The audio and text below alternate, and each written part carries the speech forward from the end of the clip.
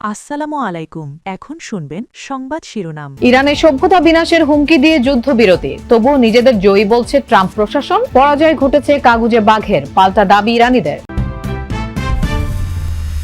আক্রান্ত বাড়লেও হাম নিয়ে আতঙ্ক না ছড়ানোর আহ্বান স্বাস্থ্যমন্ত্রীর। আজও 4 জনের মৃত্যু। 2 সপ্তাহ এগিয়ে আনা হলো সারা দেশে টিকাদান কর্মসূচি। বিএনপি সরকারের অধীনে ইসির প্রথম পরীক্ষাকাল। ভোটের জন্য প্রস্তুত বগুড়া 6 ও শেরপুর 3। সংরক্ষিত নারী আসনের তফসিল ঘোষণা।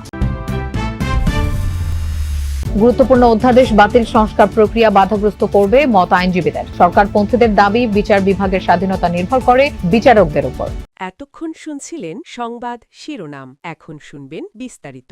2 সপ্তাহের জন্য যুদ্ধবিরতিতে সম্মত হয়েছে যুক্তরাষ্ট্র, ইসরায়েল, ইরান। পাকিস্তানের মধ্যস্থতায় কার্যকর হয়েছে চুক্তি, নিশ্চিত করেছেন মার্কিন প্রেসিডেন্ট ডোনাল্ড ট্রাম্প এবং ইরানের পররাষ্ট্রমন্ত্রী আব্বাস আরাগচি। লেবানন ব্যতীত ইরানে যুদ্ধ বন্ধে রাজি হয়েছে ইসরায়েল। 2 সপ্তাহের জন্য হরমুজ প্রণালী দিয়ে নিরাপদে চলাচল করা যাবে, নিশ্চিত করেছে তেহরান। ডেডলাইন শেষ হওয়ার মাত্র কয়েক ঘন্টা আগেও ইরানের পুরো সভ্যতা ধ্বংস করার হুমকি দিয়ে পোস্ট দেন মার্কিন প্রেসিডেন্ট ডোনাল্ড ট্রাম্প। হরমুজ প্রণালী খুলে দিতে আবারও বেঁধে দেয়া সময়সীমার কথা মনে করিয়ে দেন তেহরানকে। শেষ মুহূর্তে চরম নাটকীয়তা। নির্ধারিত সময়সীমার আধ ঘন্টা আগে ইরানে হামলা 2 সপ্তাহের জন্য স্থগিতের ঘোষণা দেন মার্কিন প্রেসিডেন্ট। এর কিছুক্ষণ পরই মধ্যস্থতাকারী পাকিস্তানের প্রধানমন্ত্রী শেহবাজ শরীফের এক্স পোস্টে আসে বড় ঘোষণা। জানান যুদ্ধবিরতিতে সম্মত ওয়াশিংটন, ইরান। ট্রাম্প ঘোষিত সময়সীমার মাত্র 10 মিনিট আগে আসে এই সিদ্ধান্ত, যা নিশ্চিত করেছেন ইরানের পররাষ্ট্রমন্ত্রী আব্বাস আরাগচি নিজেও। হোয়াইট হাউস বলছে যুদ্ধ বন্ধ করতে রাজি হয়েছে ইসরায়েলও। অবশ্য প্রধানমন্ত্রী নেতানিয়াহুর কার্যালয় জানিয়েছে ইরানের বিরুদ্ধে মানলেও লেবাননে যুদ্ধবিরতি মানবে না তেল আবিব। যদিও মধ্যস্থতাকারী পাকিস্তানের প্রধানমন্ত্রীর ঘোষণায় দাবি করা হয় লেবাননও এই যুদ্ধবিরতির আওতাধীন। শর্তানুযায়ী আগামী 2 সপ্তাহের জন্য হরমুজ প্রণালী দিয়ে চলাচল করতে পারবে জাহাজ।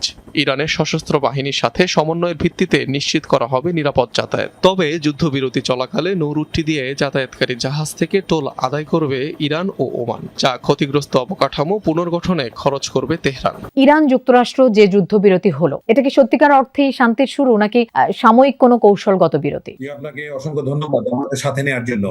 এটা কোনো স্থায়ী ব্যবস্থা যে নয় এটা নিশ্চিত, বিকজ এটা একটা শর্তযুক্ত আলোচনা এবং সেখানে উভয় পক্ষ শর্ত দিয়েছে। এখন সবচেয়ে বড় যে বিষয়টা, এটা হচ্ছে বড় ধরনের একটা স্বস্তির নিঃশ্বাস ফেলেছে। আমার মনে হয় যে দ্বিতীয় বিশ্বযুদ্ধের পরে এরকম শ্বাসরুদ্ধকর পরিস্থিতি কখনো আসেনি এবং ডোনাল্ড ট্রাম্পের যে গৃহীত বা অনুসৃত পলিসি, ম্যাডম্যান পলিসি, সেটা ভয়ানক পরিণতির দিকে যাচ্ছিল। কিন্তু সেক্ষেত্রে পাকিস্তানের প্রধানমন্ত্রীর মধ্যস্থতায় বা পাকিস্তানের মধ্যস্থতায় যে আলোচনার বসতে রাজি হচ্ছেন, এটা ঠিক 1.5 ঘন্টা আগে তার ট্রুথ সোশ্যালে যেভাবে বলেছেন। তো এখানে অনেকগুলি ব্যাপার আছে এবং একটা দীর্ঘদিন ধরে মানে গত যুদ্ধ শুরু হওয়ার পর থেকে ডোনাল্ড ট্রাম্প নিজেও এখান থেকে এক্সিট প্ল্যান করছিলেন। তো সেটারও একটা সংকট দেখা দিচ্ছিল, কিন্তু এর একটা সুফল যে আমরা পাবো কোনো সন্দেহ নেই। দেশে হামের প্রকোপ কমার কোনো লক্ষণ নেই। আজও রাজশাহী মেডিকেলে 3 শিশু এবং মহাখালীর সংক্রামক ব্যাধি হাসপাতালে উপসর্গ নিয়ে 1 জনের মৃত্যু হয়েছে। আক্রান্ত হয়ে ভর্তি সংখ্যা 11 জন। স্বাস্থ্য অধিদপ্তরের সবশেষ তথ্য অনুযায়ী গেল 23 দিনে হাম এবং রোগটির উপসর্গ নিয়ে 149 জনের মৃত্যু হয়েছে। প্রতিদিনই সংক্রমণ ও মৃত্যুর সংখ্যা বাড়তে থাকায় জনস্বাস্থ্য নিয়ে গুরুতর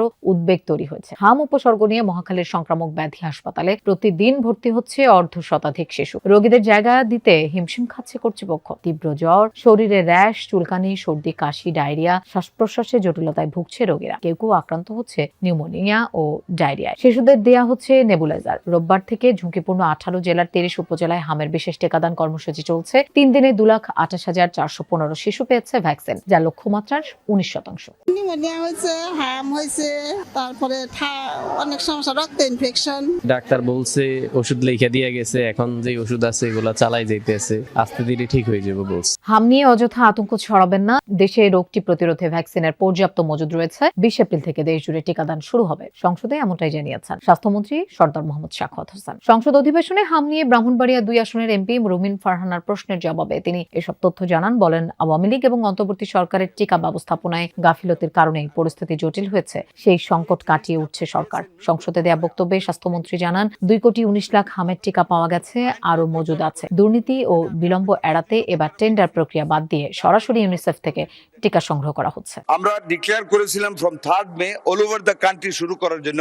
আমরা এটাকে আরো এগিয়ে নিয়ে আসছি। আমরা আরো এগিয়ে নিয়েছি because we have been able to collect the necessary vaccines from UNICEF by this time. And so we are expediting the vaccination program all over the country from 20th of this month. আমরা 14 দিন এগিয়ে নিয়ে আসছি। শেরপুর 3 আসনে জাতীয় সংসদ নির্বাচন ও বগুড়া 6 আসনের উপনির্বাচনের ভোট গ্রহণ আগামীকাল। শেরপুর 3 আসনের ঝিনাইগাতি ও শ্রীবর্দী উপজেলায় নির্বাচন ঘিরে কেন্দ্রে কেন্দ্রে নির্বাচনী সরঞ্জাম পাঠানো হচ্ছে।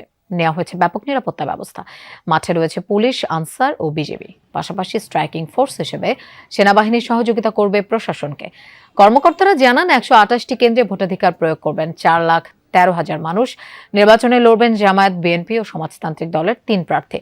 আগামীকাল সকাল 7:30 থেকে বিকেল 4:30 পর্যন্ত ভোট গ্রহণ চলবে। দুটি উপজেলায় 28টি কেন্দ্রকে ঝুঁকিপূর্ণ ঘোষণা করা হয়েছে। এদিকে বগুড়া 6 সদর আসনের উপনির্বাচনও কাল। প্রধানমন্ত্রী তারেক রহমানের ছেড়ে দেয়া এই আসনে বিএনপি মনোনীত রেজাউল করিম বাদশা, জামায়াতে ইসলামী মনোনীত আব্দুর রহমান সোহেল এবং বাংলাদেশ ডেভেলপমেন্ট পার্টির আলামিন তালুকদার প্রতিদ্বন্দ্বিতা করছেন। নির্বাচনী কর্মকর্তারা জানান এই আসনে সকাল 7:30 থেকে বিকেল 4:30 পর্যন্ত 150 কেন্দ্রে ভোট গ্রহণ হবে। ভোটার 4.5 লাখের বেশি। পাশাপাশি পোস্টাল ব্যালটের ভোটার রয়েছেন 3,736 জন। ভোট গ্রহণের জন্য সব প্রস্তুতি সম্পন্ন। স্থগিত হওয়া শেরপুর 3 আসনের জাতীয় সংসদ নির্বাচন কাল। এ বিষয়ে আমরা আরো জানবো। জেলার ঝিনাইগাতি থেকে আমাদের সাথে যোগ দিচ্ছেন সহকর্মী আলামিন হক অহন নির্বাচনের সার্বিক প্রস্তুতি একটু জানতে চাই এবং নিরাপত্তা ব্যবস্থা নিয়ে আপডেট একটু জানাবেন। নিরাপত্তা ব্যবস্থা বেশ ভালো, বিশেষ করে জাতীয় নির্বাচনের সময়ে আমরা জাতীয় নির্বাচনের উপনির্বাচন এটি, সেই সময় যে ব্যবস্থা আমরা দেখেছি তার চাইতে অন্তত 2 গুণ বেশি। আমি সেই দৃশ্যও দেখাতে চাই। পুলিশ তো রয়েছে, বিজিবি, র্যাব তারাও রয়েছেন এবং নির্বাচনী সরঞ্জামগুলো বিতরণ করা হচ্ছে। সেটি সকাল থেকেই শুরু হয়েছে। যারা প্রিজাইডিং অফিসার আছেন কেন্দ্রের দায়িত্বে, তারা সেগুলো গ্রহণ করছেন, দেখছেন যে অমোচনীয় কালি, ব্যালট পেপার সেগুলো ঠিকঠাক আছে কিনা। গুরুত্বপূর্ণ অধ্যাদেশ বাতিলে রাষ্ট্র কাঠামো সংস্কারের দাবি ভুলুণ্ঠিত হওয়ার শঙ্কা করছেন কেউ কেউ। বিশেষত বিচার বিভাগ স্বাধীনভাবে কাজ করতে পারবে কিনা তা নিয়ে সন্দিহান সংস্কার কমিশনের সদস্যরা। তাদের মতে অনিশ্চয়তায় পড়বে মানবাধিকার ও গুম সংক্রান্ত অভিযোগ নিষ্পত্তিরও ভবিষ্যৎ। তবে বিপরীত মত সরকারপন্থী আইনজীবীদের। তাদের দৃষ্টিতে ত্রুটিপূর্ণ অধ্যাদেশ বাতিল সংস্কারে প্রভাব ফেলবে না। বিচার বিভাগের স্বাধীনতা বিচারকদের মানসিকতার উপর নির্ভর করে বলেও মনে করেন তারা। রাজনৈতিক পালাবদলে বদলে যাবে না বিচারকের আদেশ। আবার সিদ্ধান্ত ক্ষমতার বিপরীতে গেলেও ঝুঁকিতে পড়বেন না বিচারক। গণমানুষের এমন চাওয়া অনেক দিনের। বিচার বিভাগের স্বাধীনতার লক্ষ্যে পৃথক সচিবালয় ও নিয়োগের অধ্যাদেশ জারি করে অন্তর্বর্তী সরকার। সে অনুযায়ী কার্যক্রমও শুরু হয়। তবে ভোটের পর বিএনপি নেতৃত্বাধীন বর্তমান সরকার তা ত্রুটিপূর্ণ বলে বাতিলের সিদ্ধান্ত নেয়। এ নিয়ে পক্ষে বিপক্ষে মত দেন আইনজীবীরা। কারো কারো অভিমত বাধাগ্রস্ত হবে বিচারালয়ের স্বাধীনতা। সুপ্রিম কোর্ট সচিবালয় অধ্যাদেশ রহিতকরণের জন্য যে বিলটা আনা হচ্ছে এটা অত্যন্ত দুঃখজনক। যদিও বলা হচ্ছে এটাকে অধিকতর শক্তিশালী করা হবে পরবর্তীতে, এখানে আসলে আমাদের